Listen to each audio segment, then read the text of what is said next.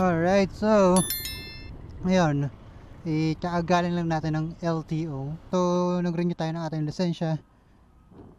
Tapos, ito na yung register na itong motor natin. In short, gastos. Pero, syempre, magagamit naman yan eh. Anong part available? Ay, wala ka. Hapon pa. Salamat, boss. Ginawa natin sa LTO is na, ganyan, sabi ko nga kanina, nagpa-race pa tayo ng motor dahil mapapaso na. Siyempre, 1 taon. Tapos, so yung lisensya naman natin, ayun, 10 years. From 2023 right now. Tapos, ang expiration niya is 2033. Pero, papel pa rin yung binigay sa akin eh. Papel pa rin. Hindi na ako napag-video doon sa LTO at sobrang busy. Medyo matagal lang yung pila pero okay lang din, naka-aircon naman doon sa may loob ng LTO. By the way, sa emission kanina, may mga, syempre, hindi ko nga sabi ko, hindi ko na-videoan lahat. Pero napansin ko, yung mga walang plaka, I mean, siguro yung plaka na, yung maliliit, yung parang dating plaka pa, tapos EB file nakalagay doon, hindi pinapayagan. So pinapapalitan nila ng mas malaki, parang ganyan, so pinapapalitan nila ng ganyan.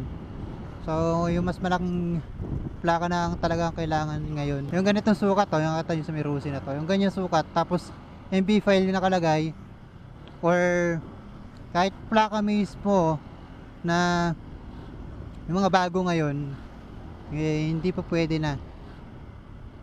Kung may mga ganyan plaka pa, may ganyan sukat pa na plaka, yung mga dati, yung mga luma, yung kulay green, ngayon kasi black and white na.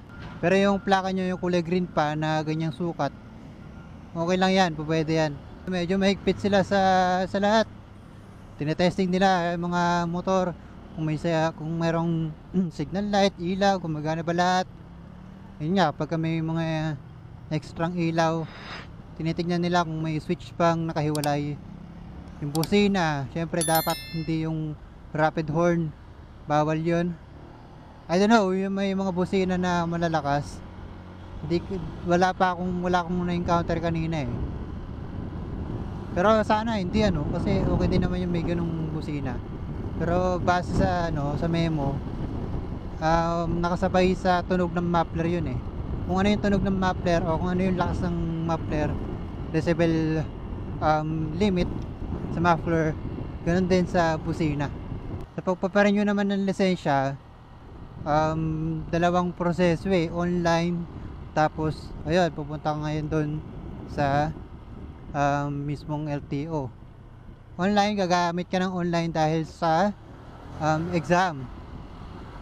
Pero bago ka ba makapag-exam doon, kailangan mong magpa-medical doon sa mga accredited ni LTO, dahil meron silang binibigay na na number, parang serial number, at i-input mo yon doon sa portal ang tawag nila, may website portal.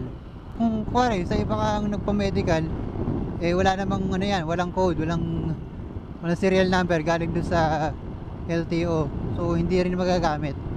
Meron tayong stigmatism, pero I think di ko naman kailangan ng salamin, tsaka ayoko rin masanay sa salamin.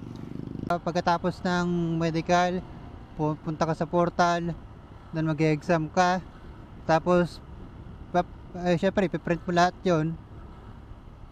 Yung resulta lang ang ipiprint mo kung pasado ka, yung pass lang na may tatak. Tapos piprint mo ngayon, yun ay ipapasa mo dun sa LTO mismo. Ayun, syempre pagdating doon, bayad sa cashier, tapos susunod pipicturean ka na ulit sa may fingerprint, ganyan. And then releasing na lang din yun. Ayun nga, sa ngayon wala pang ID card. Sayang nga, yata nabutan tayo ng ganito. So ayun lang, magastos lang. Kailangan talaga.